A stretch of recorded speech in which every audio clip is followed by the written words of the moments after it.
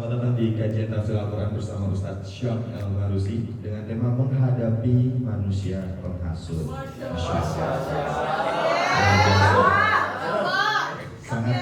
Sangat relate ya, apalagi banyak penghasut di dunia ini sekarang ini ya. Dan langsung aja, tanpa berlama-lama lagi kita akan mendengarkan sambutan dari Kak Ruben Onsu selaku tuan rumah. Silakan Kak Ruben. Ya, Assalamualaikum warahmatullahi wabarakatuh. Kita ambil tema yang relate aja Pak Ustadz. Yang suka pada ngomporin teman, suka yang gampang ngasut teman. Jadi kita ambil judul FTV ya. Apa? Sabar. Nanti akan kita dengar dari Pak Ustadz ya. Yang mau nanya boleh nanya, tapi yang pasti mudah-mudahan ini bisa bermanfaat gak hanya kita, tapi untuk yang lain lagi ya, dan kita bisa lakukan juga secara rutin. Mudah-mudahan dan nanti setelah ini juga kita bisa sholat sama-sama, nanti bisa menikmati makanan yang sudah disiapkan ya. Oke, dari aku itu aja. Wassalamualaikum warahmatullahi wabarakatuh. Terima kasih banyak Kak Ruben. Kalau gitu langsung aja kita akan mendengarkan kajian dan tafsir Al-Quran bersama Ustaz Syam Al-Marusi dengan tema menghadapi manusia penghasut. Silakan Pak Ustaz.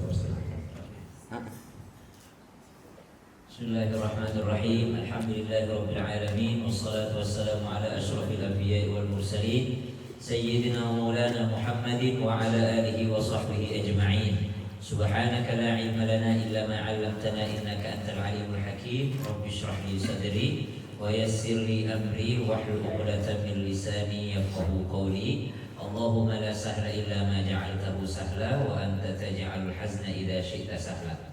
Kita sama-sama baca doa ini. Allahumma inni a'udzubika min jari su wa min zawjin tushayyibuni qabla al-mashib wa min waladin yakunu alayya rabba wa min malin yakunu alayya azaba wa min khalilin makirin ainuhu tarani wa qalbuhu yar'ani idza ra'a hasanatan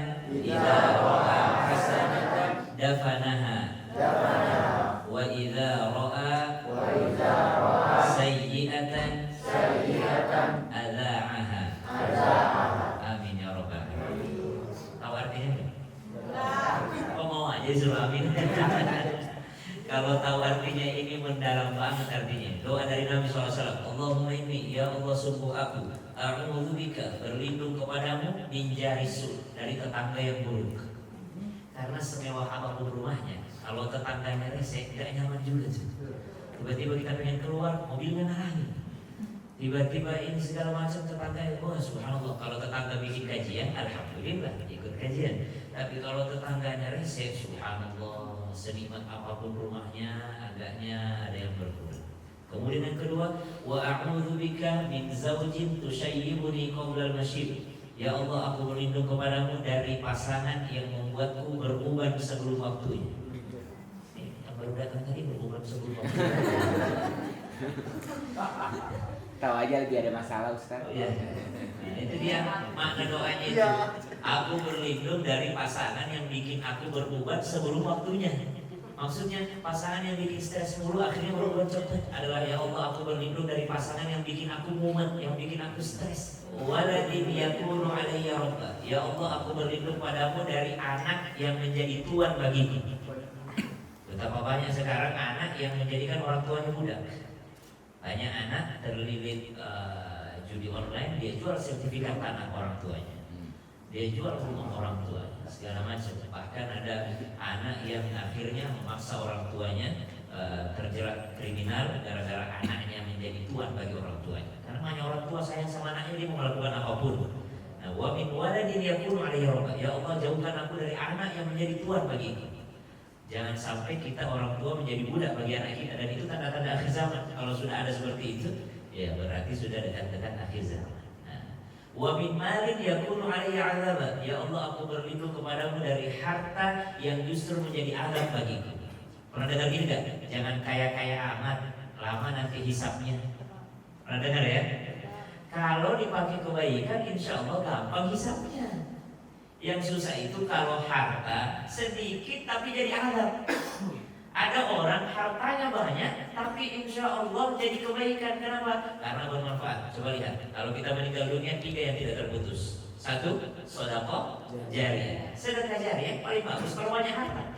Ada orang punya harta bikin sekolah, bikin pondok, bikin channel YouTube, beli perangkat yang memadai supaya orang bisa menikmati ilmu yang bermanfaat gitu. Subhanallah. Semua bisa dilakukan. Yang ketiga, waladin soleh, anak soleh. Anak soleh lebih mudah kalau ada harta.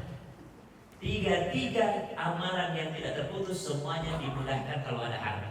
Makanya doanya bukan ya Allah hindarkan aku dari harta, tidak. Tapi ya Allah hindarkan aku dari harta yang menjadi azab bagiku. Kadang-kala jangankan banyak, kalau jadi azab sedikit pun bisa jadi azab. Jadi minta sama Allah kekayaan, tapi kekayaan yang tidak menjadi azab. Allahumma inni as'alukal huda wat tuqa wal afaf wal ghina. Ya Allah, mohon hidayah, ketakwaan, petunjuk, dan juga harga diri dan juga kekayaan. Subhanallah. Maka dari harta yang menjadi azab bagiku. Harta kan pertanyaannya 2. Dari mana kau dapatkan, kemana kau salurkan? Saya punya guru, kalau kita kasih itu bahagia perasaan kita. Karena setiap kita kasih dia ngomong, alhamdulillah ada lagi pembeli kita. Alhamdulillah ada ku pakai belikan ini buat anak. Alhamdulillah ada ku pakai buat ini. Jadi kita yang ngasih itu bahagia. Tahu kita mau kemana harta itu. Alhamdulillah ada buat anak yatim. Alhamdulillah ada buat anak santri. Subhanallah. Nah, yang kelima, berlindung dari apa? Ini tema kita hari ini. Wa min khalilin makirin ainuhu tarani wa qalbuhu yar'ani in ra'a hasanatan dafanaha wa idza ra'a sayyi'atan ada'aha. Ya Allah, aku berlindung dari teman dekat yang pengkhianat. Min khalilin makir. Yang bisa berkhianat itu orang dekat atau orang jauh? Nggak mungkin limin khianat di saya. Nggak mungkin Tenjung khianat di saya. Tidak mungkin Son Joong-ki khianat di saya. Orang tidak kenal. Tidak mungkin Cristiano Ronaldo khianat di saya. Tidak kenal. Tidak mungkin orang jauh mengkhianati saya. Yang mengkhianati saya adalah orang dekat.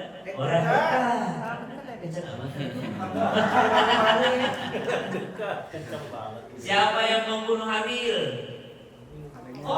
Saudara kembarnya. Siapa yang membuang Nabi Yusuf ke sumur?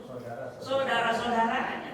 Siapa yang menjegal dakwahnya Nabi Muhammad sampai namanya masuk ke dalam Quran? Abu Lahab, tabbat yada abi lahabin wa tabb, ma aghna anhu maluhu wa ma kasab, sayasla naran dhata lahab, wa imra'atuhu hammalatal hatab, fi jidha hablum min masad. Nabi Muhammad yang jegal dakwahnya pamannya sendiri. Subhanallah. Abu Jahal menjahati Nabi Muhammad tapi tidak masuk namanya dalam Al-Quran. Abu Lahab itu sampai masuk namanya di dalam Al-Quran. Subhanallah. Kemudian siapa yang menghalang-halangi Nabi Nuh? Kapalnya, anaknya Kan'an beserta istrinya. Wadaraballahu mathalan lilladzina kafaru imra'ata Nuhin wa imra'ata Lut. Kami berikan contoh orang-orang kafir yang mana suaminya beriman, istrinya tidak beriman. Istrinya Nuh dan istrinya Lut. Begitu pula anak-anaknya. Tapi sebaliknya ada juga yang suaminya tidak beriman, istrinya malah jadi wanita solehah. Siapa dia? Istri Fir'aun. Kata waktu dia sisirin itu tukang sisirnya satu, yang satunya Asia namanya. Dua orang di situ beriman perempuan. Ada tukang sisir, bahasa Arabnya tukang sisir, masyitah. Jadi masyitah itu artinya tukang sisir, bukan namanya, memang gelarnya masyitah karena dia tukang sisir. Jatuh, subhanallah, diambil dengan nama Allah, Bismillah. Nah, kata anaknya Firaun, apa itu kau sebut Bismillah? Nah, itu Tuhan saya Allah. Loh, Tuhanmu bukan Firaun, Tuhan saya Allah. Bukan bapakku Tuhanmu, bukan. Allah, ku adukan sama bapakku kamu ini. Ya, namanya perempuan nggak bisa ditantang. Namanya perempuan nggak bisa ditantain. Subhanallah. Kata Masito, ya sudah adukan saja siapa yang takut. Akhirnya diadukan ke bapaknya, yaitu Firaun. Ketika diadukan apa kata Firaun? Masito, benarkah saya bukan Tuhanmu? Bukan. Tuhanku adalah Tuhannya Musa. Allahu Rabbi wa Rabba Musa. Tuhanku adalah Allah dan Tuhannya juga Musa alaihissalam. Oh, kalau begitu panggil suaminya. Nasihati istri. Tidak bisa ku nasihati wahai Firaun. Sudah. Anaknya ambil 3 orang anaknya. 2 orang putrinya ambil, satu yang sudah besar, satu yang masih kecil, yang masih 3 orang, satu besar, satu masih kecil, satu dalam buayan.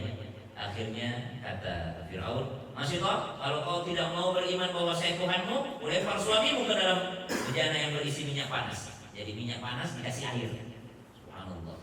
Kata Masito, ya sudah lempar aja suamiku. Ini enggak Masito juga ada kayaknya. Di zaman sekarang juga kalau yang dikorbankan suami kayaknya masih ada yang rela. Dikorbankan suaminya kata Masito, saya rela. Tiba-tiba kata Firaun, oh sekarang siapa Tuhanmu? Saya atau Tuhannya Musa? Tetap Allah Rabbi, Tuhanku adalah Tuhannya Musa. Lemparkan anak pertamanya, lempar anak pertamanya, menangis, netes air matanya. Siapa Tuhanmu sekarang? Allah Tuhanku, masih Tuhannya Allah. Dilemparkan anak kedua, tambah menangis, sudah gak kuat, makin gak kuat. Akhirnya ditawari, wahai Masito, kalau kau masih tetap beriman kepada Tuhannya Musa, maka anakmu yang kau susukan itu yang kulempar. Disinilah hatinya terketuk untuk kembali beriman kepada Firaun. Kalau begitu, pas mau ngomong saya beriman kepada Firaun, tiba-tiba ngomong bayinya, wahai Umma, kalau yang salah aja berani, masa kamu yang benar takut? Akhirnya melompat berdua dengan anak bayinya ke dalam bejana yang berisi minyak panas dan air. Maka salah satu bayi yang bisa ngomong itu adalah bayinya Masya Allah. Siapa lagi bayi yang bisa ngomong? Nabi Isa. Siapa lagi bayi yang bisa ngomong? Saksinya Nabi Yusuf. Waktu Nabi Yusuf dituduh mendekati istri Perdana Menteri, nah itu dihasut yang ngomong bayi. Jadi dari mana kita ambil pelajaran apa hikmahnya? Bahkan bayi pun bisa ngomong kalau memang kebenaran dikasih sama Allah Subhanahu wa taala. Wa min khalilin makirin ainuhu tarani wa qalbuhu yarani. Nah, ini sambungan doanya paling indah. Apa itu? Sambungan doanya, in ra'a hasanatan dafanaha wa idza ra'a sayyi'atan ada'aha. Ya Allah, jauhkan aku dari teman yang berkhianat. Matanya memandangku tapi hatinya mengawasiku. Ketika aku punya kebaikan dia sembunyikan, tapi ketika aku punya keburukan dia sebarkan. Wah, teman-teman penghasut. Makanya apa yang harus dilakukan menghadapi manusia penghasut? 1, banyak-banyak berdoa. Doanya apa? Tadi sudah langsung. Kenapa saya di awal langsung doa? Biasanya kalau kajian yang lain terakhir baru doanya. Kalau kita di awal langsung doa, kenapa? Takut lupa saya doa. Mumpung keinget sama doanya, langsung kita amalkan tadi. Yang paling indah yang belakang tadi. Wa min khalilin makirin ainuhu tarani wa qalbuhu yar'ani in ra'a hasanatan dafanaha wa idza ra'a sayyi'atan ada'aha. Ya Allah, jauhkan aku dari teman dekat yang berkhianat, yang hanya mampu melihat keburukanku. Ya Allah, matanya memandangku, hatinya mengawasiku. Kalau aku punya kebaikan dia sembunyikan. Wa idza ra'a sayyi'atan, tapi kalau dia lihat kekuranganku maka dia ada'aha, dia sebarkan. Ada yang begitu? Makanya kalau nggak banyak yang kayak gitu nggak jadi tema. Justru karena banyak yang begitu, maka kita jadikan tema. Dan kalau tidak penting, nggak mungkin jadi doanya Nabi. Kenapa Nabi jadi doanya? Karena Nabi pun menghadapi banyak orang-orang yang demikian. Ibu tahu fitnah terkejam dalam Islam apa? Fitnah terkejam diabadikan dalam Al-Quran. Kisah tentang Ibunda Aisyah difitnah selingkuh. Ibunda Aisyah radhiyallahu anha warḍaha. Makanya sekarang gelarnya Ibunda Aisyah itu As-Siddiqah binti Siddiq, orang jujur, anak orang jujur. Kenapa? Habis difitnah tapi dibelain sama Allah. Maka yang pertama yang mesti dilakukan menghadapi manusia menghasut adalah banyak-banyak berdoa. Doa tadi satu boleh. Doa yang kedua boleh dari zikir pagi petang. Apa zikir pagi petangnya? Bismillahilladzi la yadurru ma'asmihi syai'un fil ard wala fis sama wa huwas samiul alim. Dengan nama Allah tidak ada yang bisa membahayakan dari langit ataupun dari bumi, dan Dia Allah Maha mendengar lagi Maha mengetahui. Nah, boleh baca itu. Apalagi boleh dibaca? Paling afdal juga membaca ayatul kursi. Allahu la ilaha illa huwal hayyul qayyum. Allah tidak ada Tuhan selain Dia Al-Hayy, yang Maha hidup, Al-Qayyum, yang Maha mengurusi. Saya sayang sama anakku, saya sayang sama harta bendaku, tapi tidak mungkin saya hidup selamanya menjaga ini semua. Yang hidup selamanya menjaga hanyalah Allah. Al-Qayyum, yang Maha mengurusi. Walaupun saya masih hidup, belum tentu saya bisa mengurusi. Maka Dia Allah yang Maha hidup, Dia Allah yang Maha mengurusi. La ta'khudhuhu sinatun wa la nawm. Oh, rumah saya pasang CCTV buat jagain anak-anak. Saya pasang CCTV, tapi saya manusia biasa. Kadang 24 jam CCTV, tapi saya ada mengantuknya. Maka Dia Allah la ta'khudhuhu sinah, tidak pernah mengantuk, cuma Allah. Wa la nawm, cuma Allah yang tidak pernah tidur. Kita manusia biasa, sekuat apapun Mas Ruben, pasti ada tidur-tidurnya juga. La ta'khudhuhu sinatun wa la nawm. Bahkan di TikTok tersebar ada orang-orang yang subhanallah dia jagain anaknya pakai CCTV, dia bayar baik-baik daripada babysitternya, dia kasih makan baik babysitternya, tapi nyatanya ada juga kasus anaknya disiksa sama penjaganya. Ada, subhanallah. Maka yang menjaga hanyalah Allah Subhanahu wa ta'ala. Jangankan penjaganya babysitter, anak dipegang kakeknya langsung jatuh dari sepeda. Ada yang jatuh dari, bahkan saya pegang sendiri pun bisa jatuh. Gimana saya menjaganya baik-baik, tetap aja bisa jatuh. Subhanallah. Maka hanya Allah yang Maha menjaga. Ini doanya itu kursi. Kalau masuk rumah baru, bacakan itu kursi. Setiap masuk baca itu kursi. Paling bagusnya baca Al-Baqarah sebenarnya. Full Al-Baqarah, maka semuanya juga. Saya masih ingat waktu di apartemen. Saya membaca Al-Baqarah, tapi sudah stadium 3 kayaknya.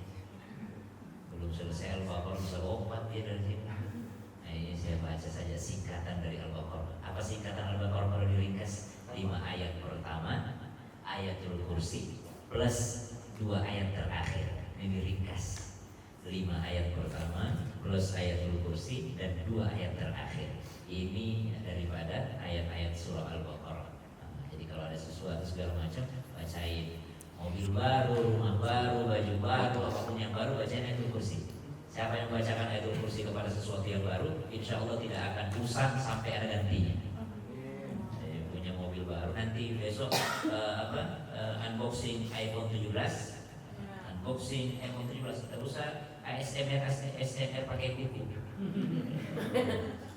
ASMR buka langsung Allahu la ilaha illa huwal hayyul qayyum. Ya Allah, semoga ini tidak rusak sampai dapat iPhone 18. Jadi setiap ada sesuatu yang baru, bacakan ayatul kursi. Insya Allah tidak akan usang sampai ada gantinya yang baru. Subhanallah. Masuk rumah baca ayatul kursi. Siapa yang masuk rumah baca ayatul kursi, dijamin sama Allah rumah tersebut bahkan sampai 40 tetangganya. Enaknya bertetangga dengan orang soleh itu. Tetangga kita yang berdoa, kita dapat berkahnya. Tahu makna berkah? Apa maknanya berkah? Modal dikit, untung banyak. Itu berkah itu. Modalnya dikit, untungnya banyak. Ada orang sedikit modalnya, untungnya banyak. Apa rizkinya yang tidak berkah mana? Modalnya banyak, ruginya besar. Modalnya banyak, tidak ada untungnya. Nah, itu namanya kurang berkah. Kalau makanan berberkah itu yang mana makanan berberkah? Habis makan tanpa kuat ibadah, itu ciri makanan berkah. Habis bukber kuat terawih, berarti bukbernya berkah. Tapi kalau habis bukber malah tidak sholat terawih, berarti kurang berkah tadi makanan. Makin kuat ibadah. Subhanallah. Jadi yang pertama yang mesti dilakukan menghadapi manusia penghasut tidak lain dan tidak bukan adalah berdoa. Ad-du'a sijnul mu'min, ad-du'a silahul mu'min. Doa itu adalah senjatanya atau perisainya orang yang beriman. Ad-du'a mukhul ibadah. Doa itu adalah prosesornya ibadah. Umar bin Khattab radhiyallahu anhu berkata, saya lebih senang dengan doanya dibanding terkabulnya doanya. Kata Umar, saya lebih senang dengan berdoanya dibanding terkabulnya doanya. Ada orang berdoa begini, ya Allah ya Rabb, mudahkan bagiku, saya pengen cari kerja Allah, saya pengen kerja di situ. Bertahun-tahun dia berdoa, setahun full dia berdoa, akhirnya keangkat jadi P3K. Lagi viral di TikTok. Akhirnya setahun dia berdoa, terangkat jadi P3K. Dapat pekerjaan, dapat gaji, anggaplah 5 juta per bulan. Setelah dapat gaji 5 juta per bulan, berhenti berdoa. Pertanyaannya, yang mana yang lebih abadi? 5 juta per bulan atau pahala dari doa? Pahala doa itu abadi. 5 juta baru tanggal 5 sudah habis. Subhanallah. Maka kata Umar bin Khattab, saya lebih senang berdoanya dibandingkan dikabulkan doanya. Kenapa? Karena doanya saya akan menikmati hasilnya secara abadi. Tapi hasil dari doanya bisa saja saya jadi berhenti berdoa kalau sudah berhasil dari doanya. Ini motivasi bagi orang-orang yang mengatakan saya sudah lama berdoa belum dikabulkan. Justru senanglah karena Allah sedang mendengarkan nyanyian, Allah sedang meridhai apa yang kau sampaikan kepadanya. Orang-orang soleh lebih senang berdoa dibanding dikabulkan doanya. Jadi doa itu yang paling penting, berdoa kepada Allah. Di mana doa yang paling banyak biasanya di Allahu Akbar di sholat. Kenapa zuhur ke asar mepet waktunya? Asar ke maghrib mepet waktunya, maghrib ke isya mepet waktunya. Yang lama itu apa? Isya ke subuh, subuh ke zuhur. Yang lama 2 itu, isya ke subuh dan subuh ke zuhur. Makanya ada diselipkan di antara keduanya itu. Dari isya ke subuh Allah selipkan yang sunnah. Apa itu? Sholat tahajud. Dari subuh ke zuhur karena terlalu lama berpisah dengan Allah, Allah selipkan 1 sholat. Apa itu? Sholat duha. Maka 2 sholat ini, sunnah ini yang paling bagus. Sholat tahajud dan sholat duha. Ini hal yang wajib bagi Nabi tapi sunnah bagi kita. Wajib bagi Nabi apa? Sholat malam itu wajib bagi Nabi, sunnah bagi kita. Apalagi yang wajib bagi Nabi, sunnah bagi kita? Kurban. Nabi wajib berkurban, umatnya sunnah. Apalagi yang wajib bagi Nabi, sunnah bagi kita? Siwak, sikat gigi. Nabi itu mewajibkan dirinya bersiwak sebelum sholat. Maka Islam itu bersih, Islam itu indah, Islam itu wahmi, Islam itu bersih, Islam itu Masya Allah tidak mengajarkan sesuatu yang kotor. Islam itu betul-betul menjaga kebersihan. Kata Nabi, seandainya tidak menyusahkan umatku, wajibkan bagi mereka selalu bersiwak sebelum sholat. Orang yang bersiwak sebelum sholat 70 kali lipat dibanding yang tidak bersiwak sebelum sholat pahalanya. Subhanallah, lebih besar lagi pahalanya orang yang bersiwak. Subhanallah. Yang pertama banyak-banyak berdoa. Yang kedua, menghadapi manusia hasud. Kelupaan lagi doanya. Ada doa lagi yang lain. Apa itu yang simpel doanya? Surah Al-Falaq dan surah An-Nas. Qul a'udzu birabbil falaq min syarri ma khalaq wa min syarri ghasiqin idza waqab wa min syarri naffatsati fil 'uqad wa min syarri hasidin idza hasad. Ya Allah, aku berlindung kepadamu ya Allah, min syarri ma khalaq, dari keburukan segala makhlukmu ya Allah. Rumah ini sudah indah. Tiba-tiba ada rayap, tiba-tiba ada tikus, tiba-tiba ada kecoa. Kira-kira kecoa itu niat jahat ya?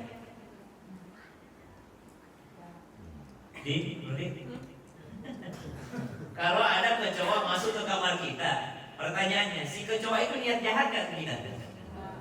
Enggak kan? Enggak. Makanya ayatnya mengatakan min syarri ma khalaq, dari keburukan dari segala makhluk ya Allah. Walaupun dia enggak niat jahat, kadang-kadang efeknya jahat ke kita.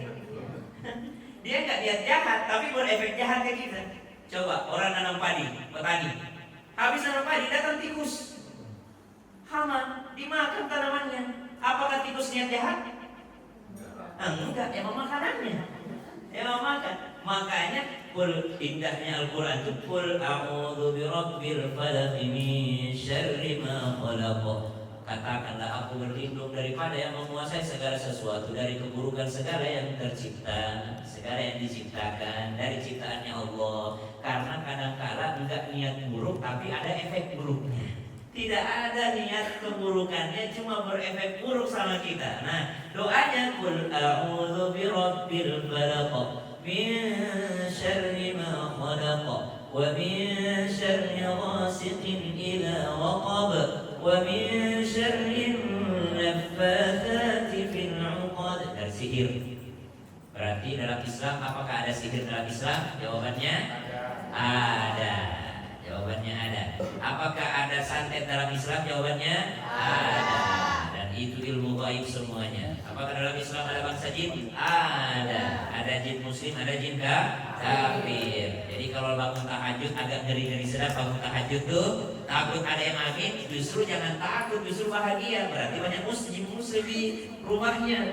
Kenapa? Karena ada yang aminin pas tahajud. Al-maghdubi alaihim waladdallin. Langsung hati alhamdulillah, berarti di rumahku ini yang banyak jin muslim. Buktinya apa? Buktinya ikut tahajud.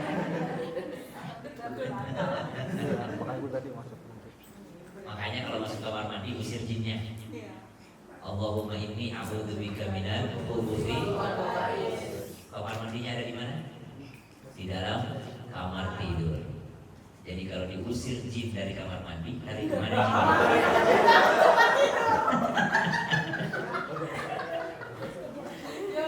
Dia mau masuk kamar mandi, baca doanya, ya Allah aku berlindung padamu dari jin laki-laki dan jin perempuan, usir dulu ini. Dan sedangkan kamar mandinya ada dalam kamar tidur. Jadi kalau diusir dari kamar mandi, lari kemana dia? Dari ke tempat tidur. Makanya sunnah sebelum tidur dikibas-kibasin pakai apapun yang bisa dipakai pengibasnya. Itu makanya ada ulama berpendapat tidak boleh ada kamar mandi dalam kamar tidur. Salah satu ulama saja, bukan wajib. Pendapatnya mengatakan demikian. Saya dulu bikin rumah tidak ada kamar mandi dalam kamar tidur. Tiba-tiba istriku protes, bagaimana kita pakai hijab ini? Harus ada dalam kamar mandi, dalam kamar tidur. Nah, makanya kadang-kadang dalam kamar itu kita susah tidur. Padahal ini kalau khutbah Jumat itu gampang sekali tidur. Kalau di kamar sendiri yang begitu nyaman, susah tidur. Tapi kalau pengajian yang berisi ustadznya, itu gampang tidur. Kapan paling enak tidur? 1. Khutbah Jumat. 2. Kajian. 3. Bulan Ramadan. Bulan Ramadan. Tahu nggak kenapa? Karena di 3 tempat inilah paling banyak malaikat. Pada saat khutbah Jumat, malaikat semua datang. Jadi waktu Jumat itu malaikat berdiri di pintu masjid sebelum khatib datang. Tapi kalau khatib sudah naik ke atas mimbar, malaikat ikut dulu mendengarkan khutbah dan ditutuplah catatan siapa yang datang Jumatan. Maka kalau mau sempurna Jumatnya, datanglah sebelum khatib naik ke atas mimbar. Walaupun tetap sah Jumatnya, tapi kurang sempurna catatan malaikat. Duduk dia dalam khutbah, makanya baru khatibnya mengatakan, usikum wa nafsi bitaqwallah. Itu perasaan kita kayak mendengarkan Bismillahirrahmanirrahim. Kalau yang khutbah sudah bilang begini, Allahumma ighfir lil muslimin wal muslimat, itu perasaan kita kayak mendengar Alhamdulillahilladzi ahyana ba'da ma amatana wa ilaihi nusyur. Karena banyak malaikat. Kenapa Ramadan itu kita ngantukan kalau pagi segala macam? Selain karena puasa, tapi juga karena banyak malaikat. Banyak malaikat itu paling banyak. Kalau kajian rumah insya Allah tidak terlalu besar. Yang susah itu kalau kajian masjid. Kajian masjid itu kapan engkau duduk di kajian dalam masjid, maka malaikat akan berdoa, Allahumma ighfir lahu warhamhu. Ampuni dosanya, sayangi dia. Syaratnya 2, jaga wudhu dan jaga adab. Adab lisan, adab tangan, jangan nyakiti orang. Adab kepada masjid, jangan buang sampah sembarangan. Ada ibu-ibu majelis taklim setiap kali masjid, kuenya masuk tas, tisunya di karpet, permennya masuk mulut, bungkusnya masih ada di karpet masjid. Tidak beradab kepada masjid. Adab kepada masjid itu selama adab kepada masjid, selama itu boleh didoakan para malaikat. Makanya berat itu kajian di masjid dibanding kajian di rumah. Paling gampang kajian di hotel. Paling enak kajian di hotel, paling nyaman itu, kurang godaannya. Yang banyak godaannya kajian di masjid. Subhanallah.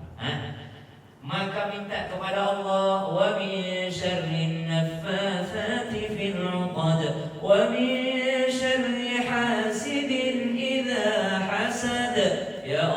Aku berlindung kepadamu dari irinya orang yang iri. Likulli dzi ni'matin mahsud. Setiap nikmat itu pasti akan ada yang iri. Oh, inilah tema kita ini, menghadapi yang orang yang menghasut. Kalau hasud pakai D itu iri dengki tidak baik. Nah, kalau menghasut bahasa Arabnya ini namimah, menghasut adu domba kiri kanan. Jadi dua-duanya bisa masuk. Doanya dengan surah Al-Falaq, wa min syarri hasidin idza hasad. Kalau kamu lagi diomongin di belakang, berarti kamu sedang berada di depan. Kalau kamu sedang dijatuhkan, itu maknanya engkau sedang berada di atas. Karena hanya yang di atas yang dijatuhkan. Kalau udah di bawah, ngapain dijatuhin udah di bawah? Subhanallah. Maka wa min syarri hasidin idza hasad likulli dzi ni'matin mahsud. Boleh iri, namanya iri ghibthah. Ada iri yang diperbolehkan, ada iri yang dilarang. Iri yang diperbolehkan itu namanya ghibthah. Apa itu ghibthah? Aduh, Mas Ruben kok bisa istiqomah pengajian, kok bisa beriman, kok bisa sukses seperti ini. Iri saya lihat kesuksesannya, maka saya datang kepada beliau. Kok kasih aku apa tipsnya supaya bisa istiqomah ini? Apa tipsnya supaya bisa jualan ini segala macam? Apa tipsnya biar bisa sukses di sini-sini? Nah, itu namanya iri yang diperbolehkan. Iri kepada kesuksesan orang, lalu kita nanya tipsnya kepadanya. Ini namanya ghibthah, boleh dilakukan. Iri kepada orang kaya, kok dia bisa kaya ya? Akhirnya kita datang kepadanya, Pak Haji, apa tipsnya kaya? Oh, gampang. Kalau mau kaya, jaga sholat 5 waktu, sholawat 1000 kali sehari, sedekah diperbanyak. Oh, datang. Sholat duha tiap hari, itu namanya ghibthah, iri yang diperbolehkan. Yang tidak boleh itu senang melihat orang lain susah melihat orang lain senang. SMS susah, kalau kata Ustaz Maulana, tetangganya beli kipas, dia yang terputar. Subhanallah. Jadi itu tidak baik, iri yang hasud. Kemudian doanya selanjutnya ada surah An-Nas, sambung tuh. Qul a'udzu birabbin nas, malikin nas, ilahin nas, min syarril waswasil khannas, alladzi yuwaswisu fi sudurin nas, minal jinnati wan nas. Kalau surah Al-Falaq itu godaan dari eksternal, surah An-Nas itu godaan internal dari dalam. Qul a'udzu birabbin nas, malikin nas, ilahin nas, min syarril waswasil khannas. Godaan-godaan dari dalam, bisikan-bisikan Allah. Ya, lebih semangat saya berdiri. Ya, tapi kasih kami-kami. Enggak apa-apa, biar kerja ya. Makanya disunahkan, salah satu ulama itu mensunahkan sebelum sholat baca An-Nas. Kenapa? Karena kadang kalau lagi sholat itu godaan banyak. Allahu Akbar. Nah, ini sholat kalau lagi ada orang. Kalau lagi ada. Makanya ada doanya. Sama-sama kita baca. Allahumma ja'al sarirati. Apa sarirati?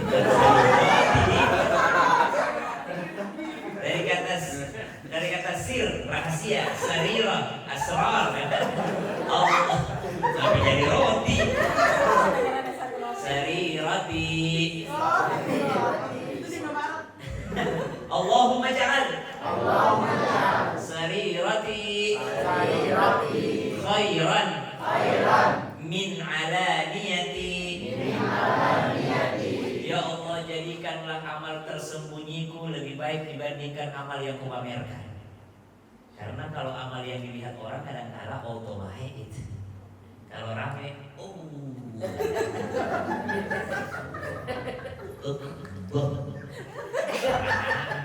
lagi banyak orang. Tapi harus ngobrol. Makan apa yang pada minta? Gua ngobrol. Masih ada ayam di kulkas. Gua buka aja deh. Allah. Pas sujud pikirannya apa coba? Kira-kira kalau lagi sujud. Satu doang pikirannya pas sujud itu. Apa itu? Ini berdiri apa tahiyat ya? Berapa ya? Enggak habis sama nasi 3 nih, udah 4 ya. Subhanallah. Lalu curhat sama Ustaz, saya sudah tiap hari sholat duha, tapi saya belum juga diri. Gimana sholatnya mikirin GoFood? Jadi minta sama Allah, ya Allah jadikan amal tersembunyiku lebih baik daripada amalku yang kelihatan. Karena kalau yang kelihatan insya Allah auto baik. Bolehkah orang sedekah kelihatan? Di kontenin boleh. Di kontenin boleh. Ngaji di kontenin silahkan. Sedekah silahkan. Tapi kata Imam Syafi'i, amal yang paling bermanfaat di akhirat itu amal tersembunyi. Sehingga tipsnya, kalau yang kau videokan 100.000 ketika sedekah, mudah-mudahan yang kau sembunyikan 1 juta. Usahakan lebih baik yang tersembunyi dibandingkan yang kelihatan. Ada seorang soleh 20 tahun sholat berjamaah di masjid, selalu di saf depan, selalu paling awal, paling depan. Tiba-tiba namanya manusia ada lupa, ada ketiduran, terlambat dia di belakang. Saat sholat udah menetes air matanya. Setelah sholat ditanya sama di sampingnya, kenapa Syekh? Saya malu, hari ini saya telat juga. Biasanya 20 tahun saya di depan terus sholatnya. Saya sekarang malu sama orang, saya bisa di belakang. Tiba-tiba sudah sabar Syekh, kan ntar sore ada lagi sholat asar. Ini duhur doang, kan asar bisa istiqomah lagi. Keluar dia tambah deras air matanya. Ditanya sama yang tadi, kok tambah deras? Bukannya udah diem nangisnya? Apa kata beliau? Saya malu kepada Allah. Ternyata selama ini saya malunya sama orang, bukan sama Allah. Maka apa yang terjadi? Pulang ke rumahnya, dia ganti 20 tahun sholatnya. Karena khawatir tadi niatnya yang 20 tahun itu adalah niat karena pengen dilihat sama orang. Subhanallah, the power of niat. Innamal a'malu binniyat. Sungguh amal itu tergantung niatnya. Rubba amalin shaghir tu'azzimun niyyah wa rubba amalin kabir tusaghirun niyyah. Betapa banyak amal kecil besar pahalanya karena besar niatnya, bagus niatnya. Bukankah kita tahu ada seorang perempuan pulang bermaksiat, taubat, di tengah jalan ketemu seekor anjing yang kehausan, dia buka sepatunya, dia kasih minum seekor anjing tersebut, lalu Allah ridho dengan amalnya, Allah ampuni dosanya, masuk ke dalam surga hanya memberikan minum seekor anjing. Apalagi Ustaz kau bikinkan kopi lebih anjing saya dikasih minum, bukan iklan. Jadi subhanallah, perbaiki niat. Maka ada juga godaan dari dalam, dihasutnya sama nafsu sendiri. Bahkan dalam amal soleh pun kadang dihasut sama nafsu. Tadi itu, kalau lagi sholat ternyata dibaik-baikin itu saya mau tahu orang terjebak hawa nafsu ketika ibadah. Orang yang mementingkan sunnah dibandingkan wajib itu orang yang terjebak hawa nafsu ketika ibadah. Orang yang ketika dia mementingkan yang sunnah dibandingkan yang wajib, ini namanya terhasut dirinya sendiri, terhasut nafsunya sendiri dalam ibadah. Subhanallah. Dia perhatikan yang sunnah, dia lupa dengan yang wajib. Mana contohnya? Contohnya bangun sholat tahajud, ketiduran subuhnya. Dia kejar bangun tahajud jam 1 malam, sholat sampai jam 2. Masih lama subuh, tidur lagi. Subuh bangun sudah jam 7 pagi. Subhanallah. Ini orang terjebak hawa nafsu ketika ibadah. Mana lagi? Semua orang puasa 10 Muharram. Akhirnya dia kejar puasa 10 Muharram. Ternyata dia terhasut hawa nafsunya sendiri. Udah puasa sunnah aja dulu, puasa sunnah masih panjang waktunya. Ntar kalau puasa Ramadan yang mau diganti nanti aja pas mepet-mepet Ramadan. Terhasut hawa nafsu. Dia fokus puasa sunnah, dia lupa bayar hutang puasa Ramadannya. Padahal yang wajib adalah puasa Ramadan. Subhanallah. Nah, mana lagi? Bolak-balik berangkat umroh, hutangnya lupa dibayar. Yang mana yang wajib? Wajib umroh pertama doang. Yang wajib selanjutnya sunnah. Tapi bayar hutang, maka bayar hutang hukumnya wajib. Tapi kadang-kadang sunnah mengalahkan wajib. Kadang-kadang sunnah mengalahkan wajib. Bayar hutang hukumnya? Bayar hutang hukumnya? Wajib. Membebaskan hutangnya orang hukumnya sunnah. Tapi yang mana yang lebih besar pahalanya? Yang sunnah. Nah, ini ada kalanya keadaan di mana sunnah mengalahkan wajib. Bayar hutang hukumnya wajib, membebaskan hutang orang hukumnya sunnah. Inilah pentingnya berilmu ketika ibadah, supaya tidak mudah dihasut oleh hawa nafsu sendiri. Alladzi yuwaswisu fi sudurin nasi minal jinnati wan nas. Kadang-kala dihasut sama jin, kadang-kala dihasut sama manusia. Hasutan jin apa? Hasutan jin dari setan dari bangsa jin. Setan dari bangsa jin, sekali lagi, setan itu tidak mampu membuat api. Setan itu hanya mampu mengipas api yang kecil jadi besar. Makanya kalau lagi marah, sunnahnya apa? Marah dalam keadaan berdiri maka duduk. Marah dalam keadaan duduk maka berbaring. Marah dalam keadaan berbaring maka bangkit untuk berwudu lalu sholat sunnah 2 rakaat. Masih marah juga? Jalan-jalan ke Jepang dulu. Jalan-jalan dulu. Ke luar negeri dulu lah jalan-jalan. Jangan pandang mukanya bikin kau marah dulu. Ini sunnah Nabi namanya bermuslah. Bermuslah itu menyendiri. Subhanallah. Jadi kenapa Allah mengajarkan kita melalui lisannya Nabi ketika marah berdiri dulu? Supaya setan tidak bisa menghasut kita untuk membesarkan api amarah itu. Kita mau kebalik, lagi duduk dibikin marah, jadi berdiri. Ada orang yang bikin emosi, apa yang kita lakukan ketika duduk? Langsung, lu mau apa? Tuh, langsung bangkit dikipasin sama setan daripada apinya akhirnya makin marah. Padahal kalau marah berdiri usahakan dulu.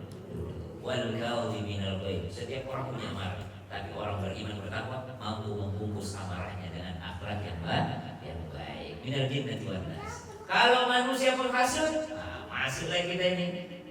Apalagi yang kedua yang perlu kita bahas, kalau yang tadi adalah doanya. Doa banyak dalam Al-Quran, ada doa dari hadis Nabi SAW. Kemudian yang kedua yang bagus untuk kita lakukan menghadapi manusia penghasut adalah dalam surah Al-Hujurat. Ya ayyuhalladzina amanu in ja'akum fasiqun binaba'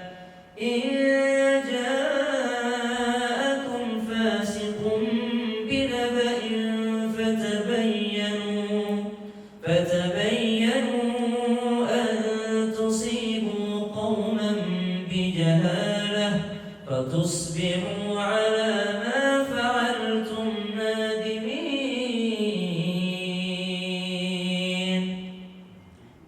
Jemaah kerukyah ya. Ya ayyuhalladzina amanu in ja'akum fasiqun binaba'. Selain daripada banyak berdoa minta perlindungan biar dijauhkan daripada para penghasut, yang kedua kalau terlanjur ada penghasut, apa yang harus dilakukan orang beriman? In ja'akum fasiqun binaba'in fatabayyanu. Kalau ada berita yang dibawa oleh orang fasik, maka klarifikasi terlebih dahulu, tabayyun terlebih dahulu. Fatathabbatu fatabayyanu. Perhatikan dengan seksama dulu beritanya, bukan orangnya. Selain orangnya dilihat, juga beritanya. Kenapa? Dalam tafsir At-Taisir disebutkan ada 3 pembawa berita. 1, orang jujur. Kalau orang jujur datang, dia bawa berita, insya Allah orang jujur ini, saya tahu dia sholatnya saja diperhatikan, insya Allah dia tidak berkhianat, insya Allah dia orang baik, maka dengarkan beritanya. Yang kedua, ada pembohong. Pembohong itu langsung ditolak beritanya, karena memang dia pembohong. Nah, tipe yang ketiga yang disebutkan ayat tadi, dia bukan pembohong, tapi dia orang fasik. Apa makna orang fasik? Pelaku dosa. Rasanya sekarang tidak ada bukan pelaku dosa. Semuanya orang melakukan dosa.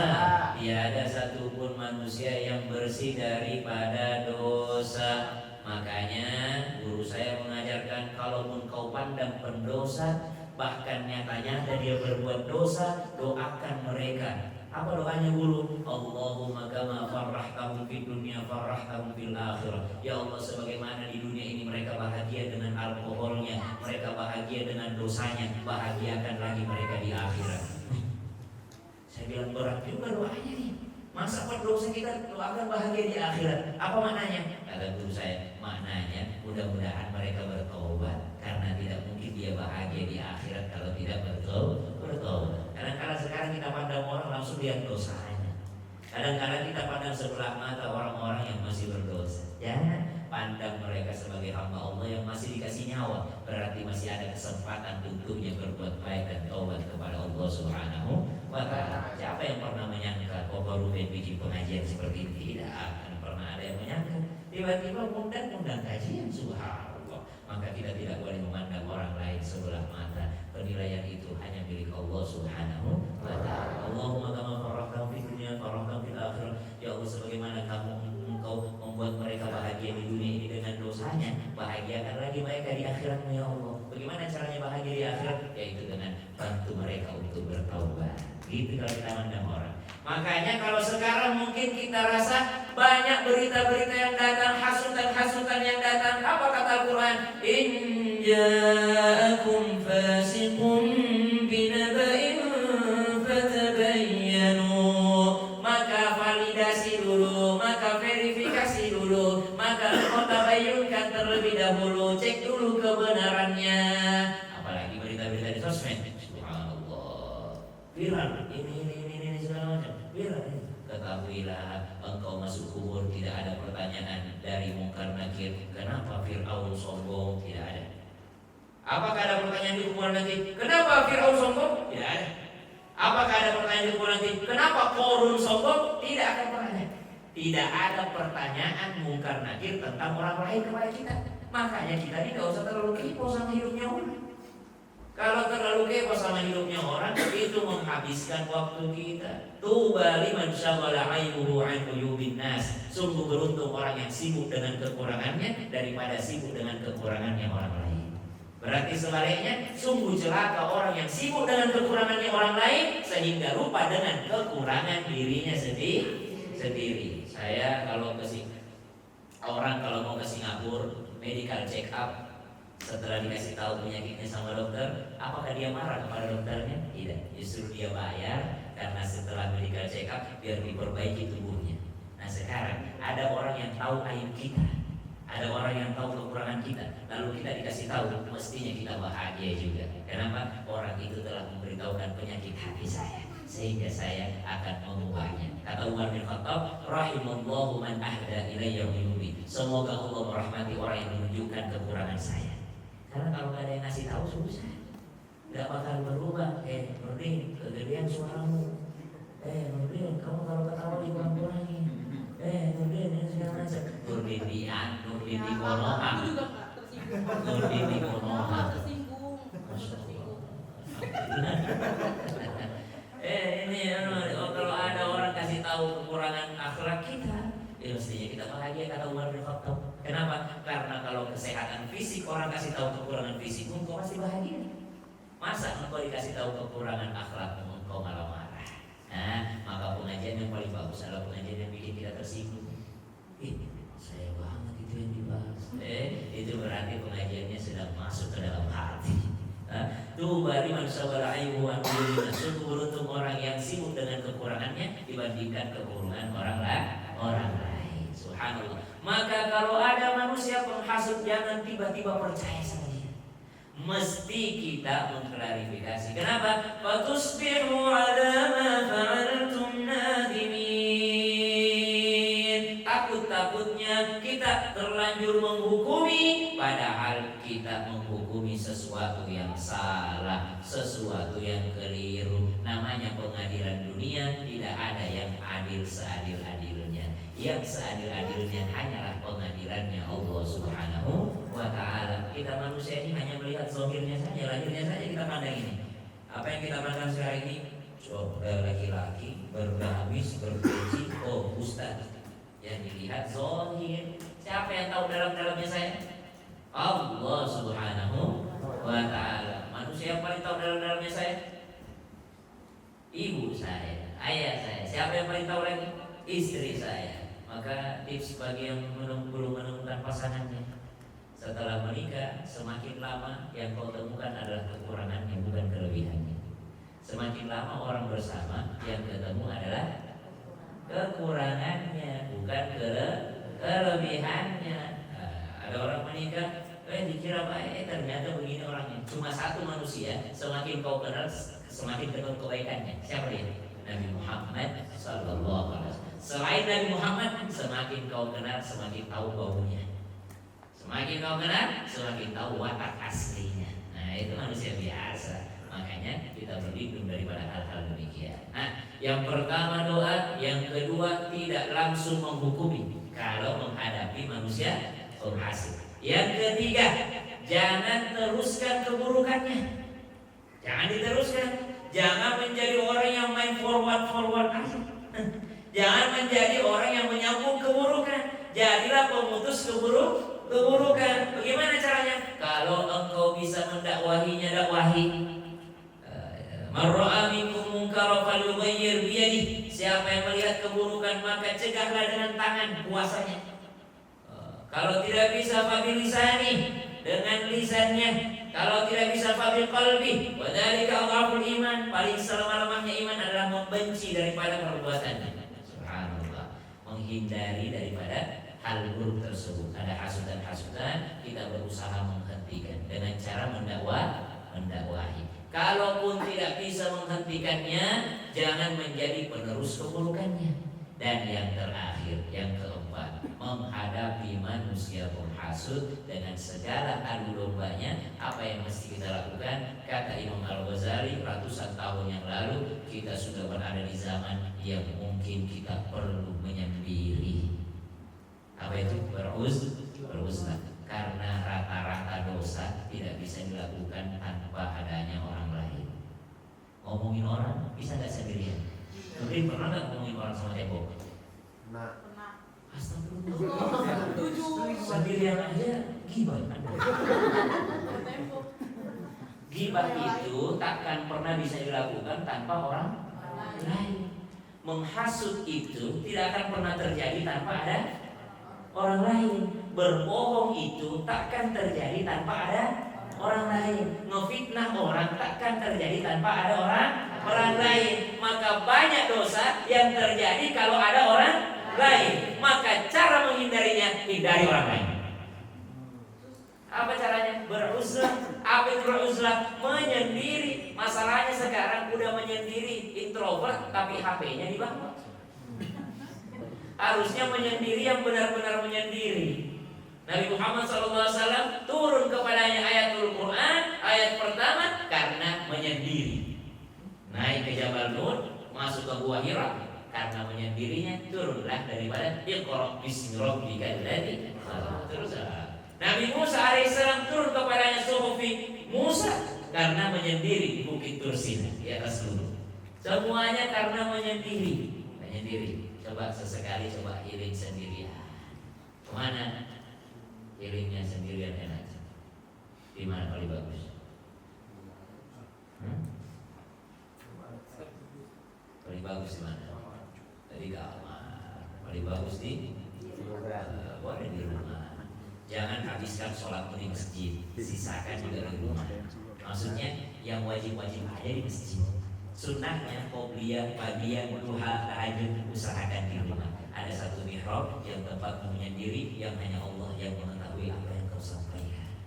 Kurangi. Cuma syaratnya menyendiri ada syaratnya. Apa syarat menyendiri? Niatkan saya tidak mau berkumpul sama orang karena saya khawatir kalau saya ada di situ saya membuat orang lain berdosa. Jangan sebaliknya. Malas kamu ngumpul sama dia, kalau sama dia gibah mulu. Ini sombong namanya. Kenapa dikatakan sombong? Karena merasa orang lain bikin dia berdosa. Sombong amat. Emang Anda bukan tukang gibah? Emang Anda bukan tukang hasud? Jadi kalau ada dosa lisan, dosa yang dilakukan beramai-ramai orang, ngomongin orang lain, maka Anda menyendiri, tapi niatnya saya tidak gabung supaya saya tidak menjadi penyebab orang lain berdosa. Kalau Anda berniat saya tidak gabung karena takut berdosa sama mereka, maka ini orangnya sombong. Kenapa? Karena merasa dia tidak berdosa, orang lain yang berdosa. Maka menghadapi manusia penghasut, satu, berdoa agar dihindari. Yang kedua, apa tadi? Bertabayun. Yang ketiga, mendakwahi.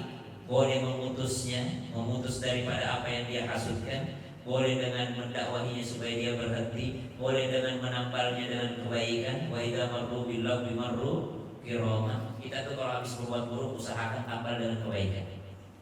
Ada seorang guru berjalan bersama muridnya, udah berjalan berkilo-kilometer, tiba-tiba guru ini pulang kembali. Kata muridnya, mau kemana guru? Saya mau pulang. Untuk apa? Saya lupa berzikir tadi di situ. Kenapa harus pulang? Saya khawatir tanah yang kuinjak itu bersaksi di hadapan Allah bahwa saya adalah orang yang lalai. Jadi dia pulang, dia tambal seluruh jejak kakinya dengan zikir kepada Allah. Jadi tamballah keburukanmu, atbi'is sayyi'atal hasanatan tampuha. Untuk menghapus keburukan itu ditambal dengan kebaikan. Dan yang keempat tadi, apa tipsnya menghadapi manusia menghasut? Menyendiri, gak usah terlalu banyak bergaul. Kadang-kala emang kita butuh bersandar kepada Allah Subhanahu wa ta'ala. Kenapa ya Ustaz? Orang-orang mengkhianati saya. Itu Allah pengen nunjukin bahwa Allahus Samad, hanya Allah tempat bergantung. Jangan pernah bergantung kepada manusia. Hanya Allah tempat bersandar. Wa ufawwidu amri ila Allah. Kusandarkan segala urusanku hanya kepada Allah. Iyyaka na'budu wa iyyaka nasta'in. Alhamdulillah, ini tidak bisa dikatakan kajian tafsir. Kalau kajian tafsir itu memang kita buka ayatnya, lalu kita bedah satu-satu bahasanya. Ini kita namanya mengambil hikmah dari ayat-ayat Al-Quran. Adapun ayat-ayat Al-Quran, mudah-mudahan ada manfaatnya. Kita lanjutkan ke sesi selanjutnya. Wallahul hadi ila siratal mustaqim. Wassalamualaikum warahmatullahi wabarakatuh.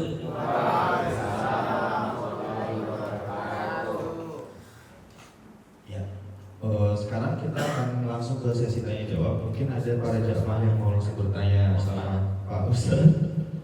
Dipersilakan. Ada? Usahakan pertanyaannya tidak nyambung. Silakan. Masuk. Ya, assalamualaikum warahmatullahi wabarakatuh. Waalaikumsalam warahmatullahi wabarakatuh. Terima kasih atas kajiannya. Tadi terkait sama kondisi yang dihindari gitu ya, berteman atau berkumpul atau datang ke satu komunitas ataupun teman-teman yang dikhawatirkan menjadi ada gibah atau segala macam, itu juga pernah ada saya alami kayak gitu ya di kampus. Nah, pertanyaannya, apakah akhirnya kita tidak membiarkan atau tidak mengajak teman-teman yang punya prinsip seperti itu, atau kita tetap terus mengajak beliau karena ya biar juga kan silaturahmi itu lebih penting daripada itu solusinya juga bisa. Terima kasih. Baik, alhamdulillah. Jadi ketika sudah kita praktekkan, saya menghindari untuk hadir di sebuah tempat yang ternyata ketika saya berada di sana, saya justru mengajak orang lain berdosa. Akhirnya saya menghindari itu. Tapi di sisi lain saya dilema karena memang harus menyambung gitu. Maka subhanallah, daripada fisik yang menyendiri, kadangkala kalau sudah berada di level selanjutnya, itu fisiknya tidak menyendiri tapi hatinya sudah menyendiri. Jadi fisik hadir tapi hati tetap mengingat Allah. Sehingga melihat orang lain yang ngomongin orang, dia berusaha menjadi orang yang menahannya. Dia menjadi orang yang menambalnya. Contoh, kenal itu gak si Nurdin itu? Maafin Nurdin, saya selalu bilang Nurdin yang di Konoha. Tahu nggak si Nurdin itu orang yang pelit? Maka dia hadir di situ guna menambal itu. Tapi sini pernah ditraktir kok. Tapi kenyataannya dia ini kok, subhanallah. Jadi kalau ada orang yang mau ngomongin orang lain keburukannya, usahakan kita yang menjadi penambal daripada keburukan tersebut. Kita menutupnya wa idza marru bil lagwi marru kiram. Kalau kata Al-Qur'an itu berpalinglah tapi berpaling dengan cara yang elegan. Cara berpalingnya itu berpah di bangku dulu. Kalau udah akrab kan gak enak kayak gitu. Kalau udah akrab mungkin enak, tapi kalau belum akrab paling enak ditampal dengan kebaikan. Jadi kalau sudah kuat imannya, silahkan fisik bergabung, tapi hatinya niatnya karena Allah. Tapi kalau belum kuat, ya pasti saya ini lagi kalau berkumpul di sana, ya sebaiknya memang menghindari terlebih dahulu. Walaupun silaturahmi jangan sampai terputus. Pinjam dulu 100 ya. Allah Ta'ala. Ada lagi? Ada Pak. Perkenalkan Ustaz, saya Rosa Lubis dari tim Muslim Center Ustaz. Muslim Center dan Medan. Jadi Ustaz, pertanyaan saya adalah bagaimana cara menjaga hati agar tidak terprovokasi dari hasutan orang lain, dan apabila hasutan itu berasal dari kerabat dekat seperti teman, saudara atau bahkan pasangan, bagaimana agar menyikapinya dengan bijak Ustaz? Baik Ustaz. Terima kasih. Bagaimana cara agar kita tidak mudah terprovokasi? Kalau mau selamat itu cuma 4 kata Nabi. Kun alima, au muta'allima, au mustami'a, au muhibba, fala takunil khamisa, fatahlik. Kamu akan selamat kalau menjadi orang yang ahli. Orang ahli itu mau diprovokasi itu tidak akan. Kenapa? Dia ada ilmunya. Mau dihasut pun, tahu nggak 1 tambah 1 sebenarnya 5 loh. Tidak akan pernah dia terprovokasi. Kenapa? Ada ilmunya. Maka cara pertama biar bijak ya harus tahu ilmunya. Maksudnya adalah ada yang memprovokasi Anda, si Anu begini. Anda katakan saya lebih mengenal daripada Anda. Saya lebih tahu dia daripada Anda. Dia adalah saudara saya, dia adalah teman kerja saya. Kalaupun dia berbuat demikian, saya serahkan kepada Allah Subhanahu wa Ta'ala. Jadi orang yang tidak terprovokasi itu tidak boleh terprovokasi adalah orang yang punya daripada pengetahuan tentangnya. Jadi tadi ada tipsnya itu fatabayyanu. Kalau memang tidak ada ilmunya, jangan segera menghukumi, cari dulu ilmunya. Malam ini adalah 10 Muharram, amalkan ini, amalkan. Saya bulan Muharram sekarang bulan Safar kok disebut bulan Muharram. Yang tahu bahwa ini bulan Safar, insya Allah tidak terprovokasi. Biasanya yang langsung forward, sebarkan pesan ini, maka rezeki akan mendatangi Anda. Ada dulu itu masa-masa apa itu BlackBerry itu ya. Masa itu pesan ini, sebarkan broadcast ini, maka rezeki akan. Siapa yang nyebarinnya? Tidak ada ilmunya. Tapi kalau ada ilmunya, ini kan bulan Muharram, kenapa kok dibilang bulan Zulhijjah? Maka harus ada ilmunya. Kalau tidak ada ilmunya, cari dulu ilmunya. Makanya penting bertabai dulu. Lebih bijak itu bertabai yang lebih dahulu. Saya lihat berita seorang selebgram diduga selingkuh dengan boxing. Cari dulu, benar kayaknya. Kalau belum benar, tidak ada urusan juga saya. Kalau saya berurusi, apa untungnya sama saya? Kalau ini, jadi ada juga pertimbangan untuk rugi di hidup kita itu. Siap. Allah Ta'ala. Terima kasih. Selanjutnya Om Aditya Bumai. Silakan. Wah. Assalamualaikum Ustaz. Waalaikumsalam warahmatullahi. Benar nggak ya kalau kita kena musibah, kita difitnah, sakit, itu Allah sedang menggugurkan dosa-dosa kita. Jadi kalau bertemu dengan manusia-manusia penghasut dan dia menghasut kita, apa harus sikapnya? Alhamdulillah, kita sedang diambil dosanya. Gimana Ustaz?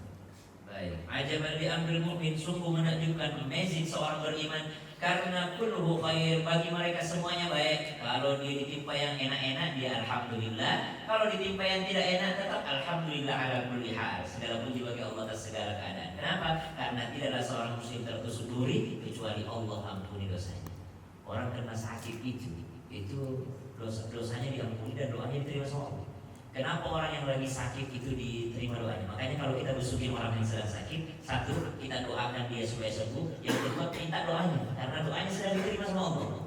Salah satu keadaan diijabah doa adalah ketika sedang tertimpa musibah, ketika sakit. Kenapa orang sakit diterima doanya? Karena orang sakit lisannya lagi bersih. Coba orang di ICU aja gibah, gak mau. Lagi dirawat ya, tahu nggak sih? Pasti dia tidak mau bergibah. Nah, dia sedang menjaga diri. Tahu-tahu orang ngomongin orang dicabut nyawa gue gimana? Makanya dia sedang dekat sama Allah. Makanya bukan hanya kita mendoakannya, kita juga minta doanya. Nah, sedang dekat sama Allah, sedang diampuni dosanya. Ada sahabat Nabi, kalau nggak salah namanya Mu'adz bin Jabal. Ketika mendengar hadis ini, dia langsung minta sama Nabi, ya Rasulullah, benar ya? Kalau orang sakit, lagi difitnah, lagi segala macam, diampuni dosanya sama Allah. Iya benar. Ya Rasulullah, saya punya permintaan satu. Doakan saya agar saya sakit tiap hari. Kenapa kau minta sakit? Kata dia, supaya dihapuskan dosa itu sama Allah. Tapi mohon ya Rasulullah, doakan saya biar sakitnya itu tidak menghalangi saya ibadah. Jadi doakan sama Nabi, ya Allah berikanlah Mu'adz ini sakit tiap hari yang tidak menghalangi ibadah. Apa yang terjadi? Seumur hidupnya sampai meninggal dunia, setiap sore sebelum maghrib pasti demam. Tapi tapi demamnya tidak menghalanginya untuk sholat maghrib berjamaah, tidak menghalanginya untuk sholat. Kenapa? Karena dia tahu keutamaannya sakit. Nah, jadi kalau difitnah orang, diiniin orang, dicelakain sama orang, dihasut sama orang, dikhianati sama orang lain, anggap saja penggugur dosa bagi diri sendiri. Tapi kalau orang lain, jangan kita ngomong begitu. Ada orang lah habis dikhianati sama rekan bisnisnya, langsung kita datang, kenapa? Aduh amsyong nih, habis nih modal gue dikhianati. Udah sabar aja, lagi digugurin dosa lu. Wah, makin tidak enak perasaan orang itu. Udahlah habis uangnya, aku sampaikan lagi digugurin dosa lu. Nah, sampaikan, Allah angkat derajatmu. Nah, jadi kalau untuk orang lain kita katakan Allah angkat derajatmu, tapi kalau untuk diri sendiri katakan Allah sedang menghapus dosa. Allah Ta'ala. Ada lagi yang mau bertanya mungkin? Ustaz mau nanya, saya dari Tiga Raksa.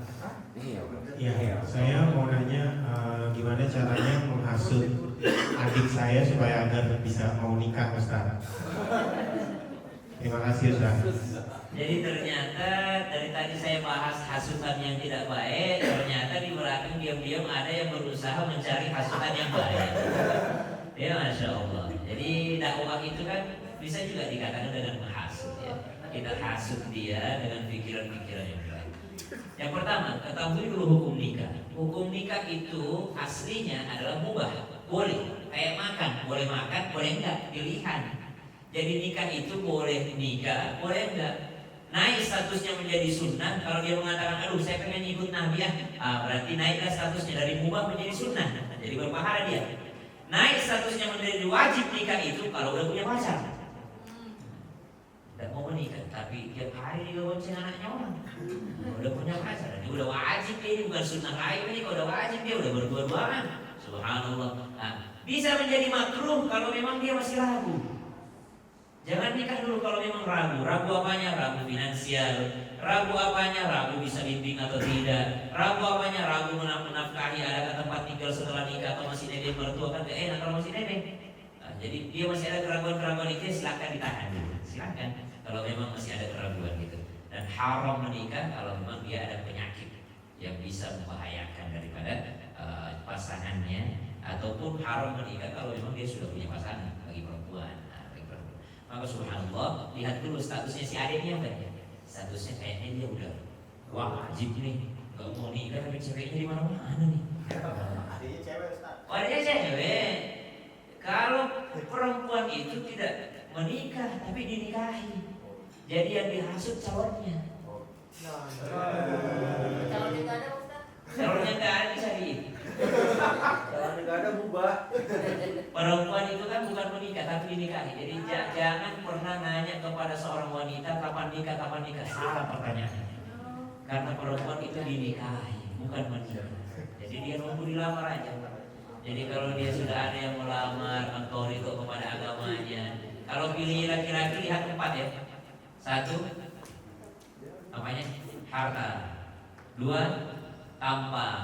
3, nasab. 4, agama. Terakhir agama. Jangan pernah taruh agama di depan. Agama harus belakangan. Lihat dulu kaya nggak? Oh, kaya. Tampan nggak? Oh, ya lumayan lah. Lumayan lah kalau aja bisa ini. Keturunan apa? Keturunan orang lain, orang berilmu semua ini. Agamanya, ayo nggak sholat, aduh gugur kok saya. Makanya taruh di belakang itu agama itu, jangan di depan. Kalau agama di depan bahaya. Bagaimana agamanya? Wih, sholat 5 waktu, berhijab panjang, ini segala macam. Orang baik, orang soleh. Terus kaya nggak? Nggak kaya, nggak bisa nih kalau nggak kaya. Gugur agama gara-gara nggak kaya. Makanya jangan taruh di depan, agama di belakangnya.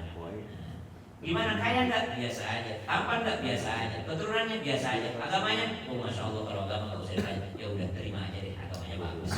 Taruhnya di belakang. Jadi perempuan jangan dipaksa menikah, tapi perempuan itu dinikahi. Ketahuilah jodoh itu adalah rizki. Dan siapa yang dimudahkan rizkinya? Orang yang bertakwa kepada Allah. Siapa yang dimudahkan rezekinya? Orang yang bersyukur kepada Allah. La in syakartum la azidannakum. Kalau kau bersyukur pasti aku tambahkan. Siapa yang dimudahkan rezekinya? Di antaranya orang yang tiap malam baca surah Al-Waqiah. Siapa yang dimudahkan rezekinya? Orang yang senantiasa nyambung silaturahim, orang yang senantiasa bersedekah. Insya Allah dimudahkan rezekinya sekaligus jodohnya. Kita doakan adiknya Mas Fahmi, Mas tidak. Mudah-mudahan adiknya segera ketemu jodohnya. Amin. Abangnya udah? Udah. Alhamdulillah. Terima kasih Ustaz. Ada lagi mungkin yang mau bertanya? Ada dua lagi di situ ya. Sebentar, saya ke depan. Bismillahirrahmanirrahim. Assalamualaikum warahmatullahi wabarakatuh. Waalaikumsalam warahmatullahi wabarakatuh. Pak Ustaz, saya Aladin Chesky Dufan, nama pena saya. Jadi izin tadi luar biasa sekali yang antum sampaikan. Ada beberapa hal tentunya itu sangat menarik sekali. Tadi antum sedikit menyampil. Sebelumnya mungkin kadang kita pribadi secara tidak langsung tidak menyadari bahwa kita itu juga sering menghasut orang mungkin. Nah, dalam hal ini yang saya ingin tanyakan adalah tadi antum sempat menyentil tentang hutang piutang juga. Nah, di sini kita ketahui ada beberapa hal mungkin kalau orang ada masalah dalam hutang piutang, di sini kan kita kalau secara hukum juga tahu ya bahwa sesuatu hal harus disampaikan dengan baik juga walaupun mungkin terjadi suatu prestasi dalam hal itu. Nah, dalam hal ini mungkin teman-teman yang mungkin punya hutang piutang juga banyak mengalami ketika dia berkomunikasi dengan baik, misalnya dengan pihak yang memberikan hutang, terus berkomunikasi dengan baik, tetapi memang karena dia tidak ada kesabaran gitu ya, akhirnya melakukan sebuah tindakan yang justru malah merugikan. Pertama, pihak yang hutang tidak bisa membayar hutangnya. Terus yang kedua adalah pihak penghutang sendiri akhirnya terus tidak terbayarkan hutangnya juga. Bahkan sampai memalukan ya pihak yang berhutang dalam hal ini. Nah, disinilah yang bagaimana sih menyikapi gitu ya ketika kita menghadapi orang yang dalam hal ini bahkan menjelekkan ke teman-temannya setiap orang, bukan tidak mau membayar hutang, tetapi dengan perilakunya itu akhirnya menyebabkan orang tersebut sulit untuk membayar hutang. Mungkin itu Ustaz. Terima kasih. Assalamualaikum warahmatullahi wabarakatuh. Waalaikumsalam warahmatullahi wabarakatuh. Ini masuk dalam bab adab-adab berhutang. Ini pernah kejadian sama Nabi SAW ketika ada seorang Yahudi yang datang tiba-tiba menagih hutang kepada Nabi. Yahudi ini langsung menggertak Nabi. Bani Hashim, orang cucu Bani Hashim, orang Quraisy. Memang orang Quraisy kalau hutang itu suka telat bayarnya. Langsung digituin Nabi Muhammad SAW. Tiba-tiba Umar bin Khattab marah tuh sama orang ini. Nabi langsung melarang Umar bin Khattab untuk marah dengan memberikan nasihat. Umar tidak begitu, jangan marah kepadanya. Justru nasihati saya ini agar saya membayar hutang dan nasihati dia bagaimana cara menagih hutang yang baik. Jadi antara yang berhutang dengan yang hutang juga yang memberi hutang, dua-duanya punya adab. Adabnya yang memberi hutang adalah kalaupun orang tidak mampu, wa in kana dzu usratin fanadhiratun ila maisarah, tambahkan waktu. Jadi kan hutang itu mestinya ada tambahan waktu. Kalau memang tidak mampu bayar, belum mampu bayar. Kalau tidak bisa, wa antasaddaqu khairul lakum in kuntum ta'lamun. Kalau memang tidak bisa, engkau sedekahkan saja atau memang kau tambahkan waktunya. Tetapi karena nominalnya besar-besar tidak mungkin saya sedekahkan segitu. Maka istilah dituntut kesabaran. Kalau saya pribadi, saya selalu berdoa begini, ya Allah mudahkan dia untuk membayar hutangnya, atau kalau tidak mudahkan rezeki saya biar saya tidak mikirin hutangnya. Ya Allah mudahkan dia membayar hutangnya, atau kalau tidak mudahkan rezeki saya biar saya tidak usah kepikiran sama hutangnya itu, supaya saya bisa sedekah saja atas hutang tersebut. Nah, jadi levelnya sudah berbeda ketika kita mintanya sama Allah Subhanahu wa Ta'ala. Nah, yang berhutang harus punya adab. Apa? Kalau belum mampu bayar, kabarin tempat kau berhutang. Lah ini mutangnya melas, bayarnya males. Jadi pas hutangnya dia baik-baik, pas tiba waktunya malah hilang. Hilangnya di mana? Hilang untuk bayar hutangnya hilang, tapi untuk begayanya tidak hilang. Muncul di story, muncul di mana, subhanallah. Jadi dua-duanya perlu adab yang baik. Nah, kita sebagai teman menghasut keduanya dengan kebaikan. Kalau memang kau punya hutang, ini kata Al-Quran, wa tazawwadu fa inna khairaz zadi taqwa. Berbekallah takwa karena dia sebaik-baiknya bekal ke akhirat.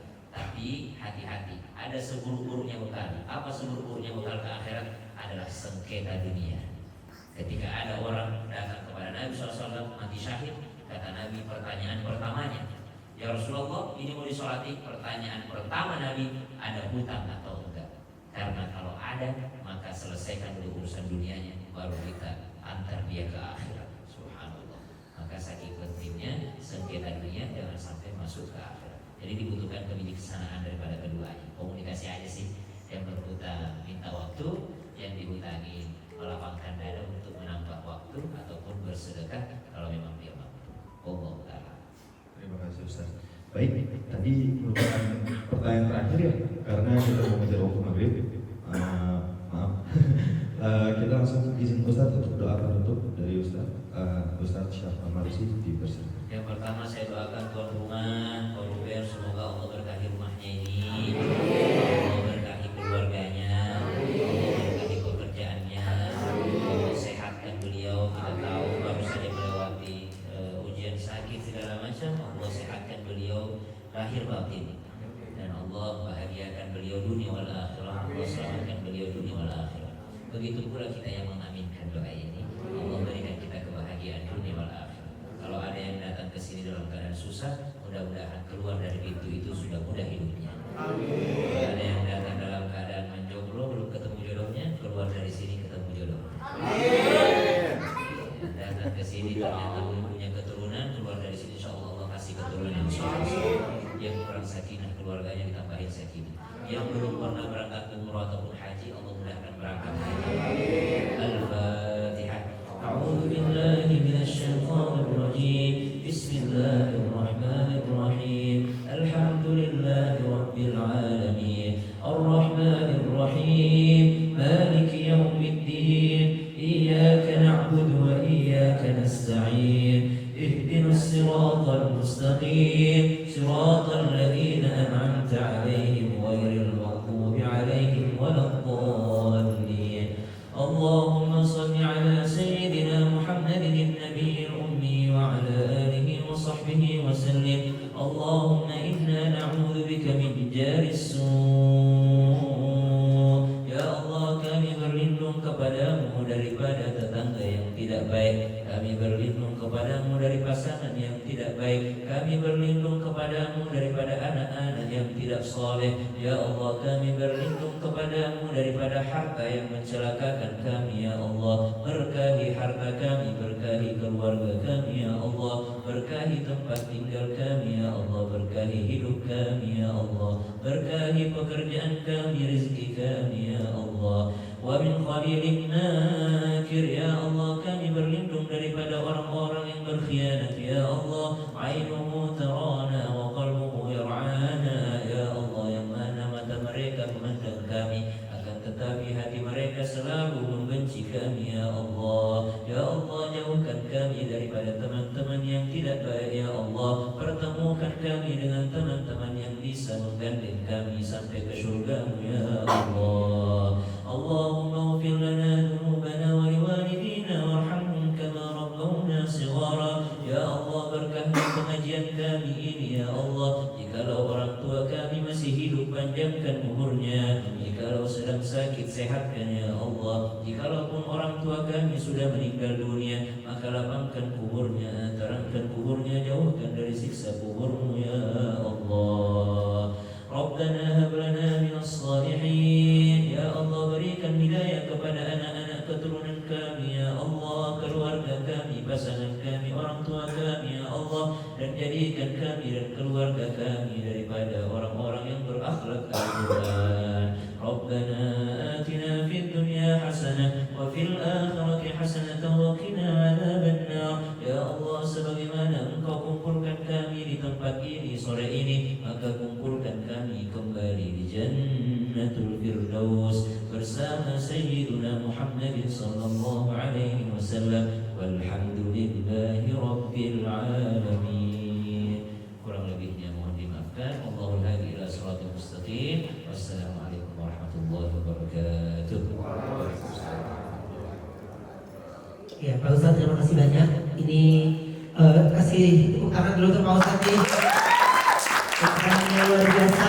Dan mohon doanya juga Pak Ustadz. Ini aku lagi ada proyek baru untuk film Nia. Jadi ya aku ambil alih sebagai seorang produser di situ. Mudah-mudahan penontonnya banyak ya, dan banyak disukai juga. Dan yang paling penting juga ini nanti hasilnya itu kita mau gunain untuk ya membantu rumah tafsir Quran ya, dan juga pesantren. Jadi mudah-mudahan yang baik ini bisa disambut dengan baik dengan jumlah penonton yang bagus, yang akan serentak tayang di tanggal 4 Desember di seluruh bioskop Indonesia ya. Mudah-mudahan, jadi mohon bantu doanya Pak Ustadz, dan mudah-mudahan diberikan jalan ridhonya dan dimuluskan semua proses penayangannya sehingga bisa tayang lebih lama di bioskop. Amin. Kita doakan apa yang diniatkan tadi mudah-mudahan menjadi kebaikan. Sekali lagi tadi kita bahas di awal, alhamdulillah enaknya itu bisa jauh lebih bermanfaat orang kalau dia punya modal. Nah, subhanallah. Maka kita berdoa mudah-mudahan kita semua punya modal biar bisa lebih bermanfaat lagi. Khairukum anfa'uhum khairukum khairun nas anfa'uhum linnas. Sebaik-baik manusia adalah yang paling bermanfaat untuk manusia yang lainnya. Apalagi nanti disalurkan kepada umat kafir insyaallah. Ya Allah ya Rahman ya Rahim, berkahilah kami, berkahi pekerjaan kami, bantu kami berniat kebaikan dan istiqomahkan kami dalam kebaikan ya Allah. Dan terakhir ya Allah, yang kami minta adalah Allahumma khtim lana bi husnil khatimah. Ya Allah, cabutlah nyawa kami dalam keadaan husnul khatimah. Wala takhtim alaina bi su'il khatimah. Ya Allah, jangan kau cabut nyawa kami sebelum engkau ampuni seluruh dosa kami ya Allah. Walhamdulillahi rabbil alamin.